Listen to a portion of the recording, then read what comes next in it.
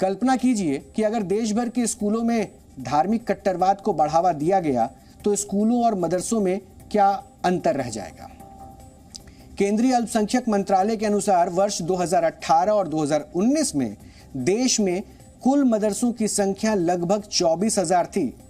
हालांकि यह संख्या सिर्फ उन मदरसों की है जिन्होंने सरकारी मान्यता हासिल करने के लिए आवेदन दिया, यानी सरकारी जो सुविधाएं हैं उनको हासिल करने के लिए जिन्होंने आवेदन दिया। वैसे अनौपचारिक यानी कि अनऑफिशियली अगर हम आपको समझाएं तो देश में लगभग इन मदरसों की संख्या 1 लाख भी हो सकती है।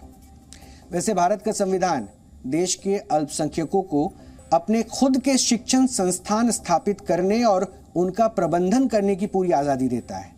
संविधान के आर्टिकल 30 में इसका विस्तार से उल्लेख भी किया गया है। और अब जिन मुस्लिम छात्रों को लगता है कि देश के स्कूलों में उनके धर्म के अनुरूप नियम, कानून और सिलेबस नहीं है, वो मदरसों में शिक्षा क्यों नहीं हासिल करते, जिन्हें भारत के इसी संविधान ने तमाम अधिकार दिए हैं।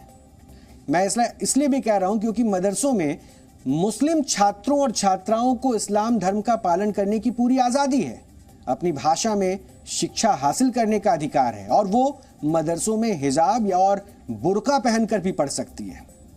मदरसों में बाकी विषयों की पढ़ाई के साथ साथ कुरान और उनकी मान्यताओं की भी शिक्षा दी जाती है। इसके अलावा मदरसों में क्लास के दौरान 5 वक्त की नमाज भी पढ़ी जा सकती है और इसी दौरान पढ़ाई भी रोक दी जाती है और इसे रोका भी जा सकता है। और बहुत सारे मदरसों में जुमे की नमाज के दिन छुट्टी भी होती है। ये सारे नियम मदरसों में पहले से लागू हैं, फिर स्कूलों में भी यही व्यवस्था लागू करने की मांग क्यों की जा रही है?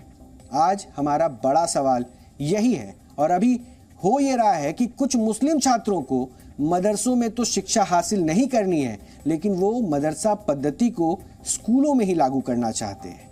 और इसी मूल सवाल की जड़ को आज आपको समझना है और इसलिए हम कह रहे हैं कि भविष्य को इस अंधकार से निकालने के लिए अभी इस सवाल का जवाब तलाशना आपके लिए, हमारे लिए बहुत जरूरी है।